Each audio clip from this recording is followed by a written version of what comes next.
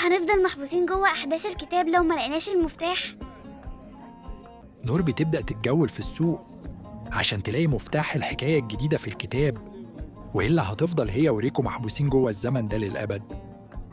بس اللي حصل إنهم شافوا في طريقهم ست كبيرة بتعيط قدام تجارتها، ولما سألوها قالت إن النهاردة ما جابتش قوت يومها، وأحفادها مستنينها، وحتى كيس البلح اللي كانوا هيتسحروا بيه اتسرق.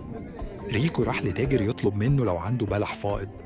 للست فاطمة عطاهم التاجر عشان خاطرها الطيب كيس أكل هدية من زوجته. وريكو كان عنده في الذاكرة المؤقتة إزاي يقدر يبيع باحتراف، وباع بضاعة الست فاطمة كلها.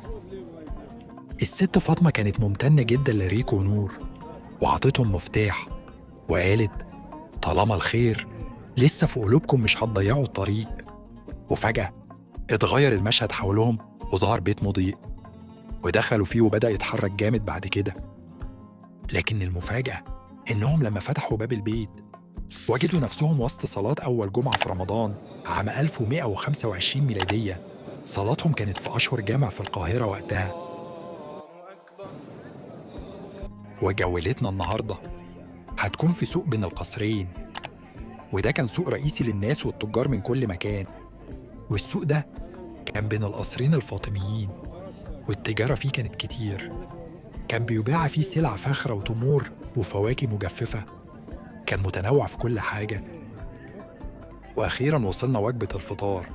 كل أسرة بدل ما يفطروا لوحدهم كانوا بيتجمعوا قدام البيوت ويفطروا سوا، وكل واحد يشارك باللي في بيته.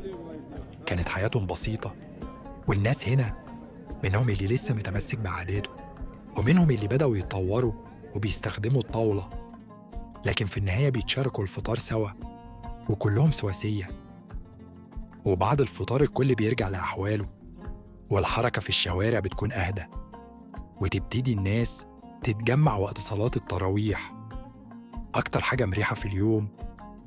وبعدها في آخر الليل صلاة القيام.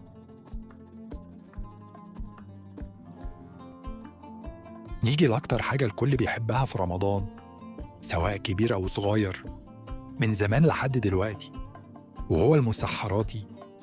مروراً بالسحور، وأغلب الناس في الوقت ده بيفطروا ويتسحروا مع بعض. منهم بيشارك بالطبق الرئيسي خبز وفول مدمس وبلح وزبيب، وحتى ممكن أسرة تتشارك بمشروب فقط زي العرقسوس.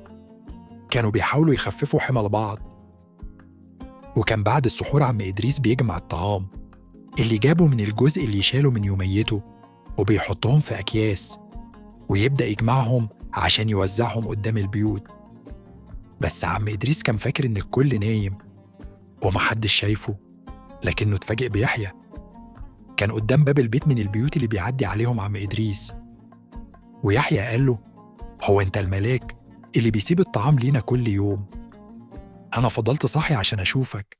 عم إدريس قال له وأنت كمان يا يحيى لما تكبر خليك ملاك لناس تانية. ودي حكاية النهاردة يا نور. وطبعاً عارفة إنك مش هتعرفي تروحي البيت غير لما تلاقي كود الكتاب وتجمعي باقي مفاتيح الحكايات. السلام عليكم.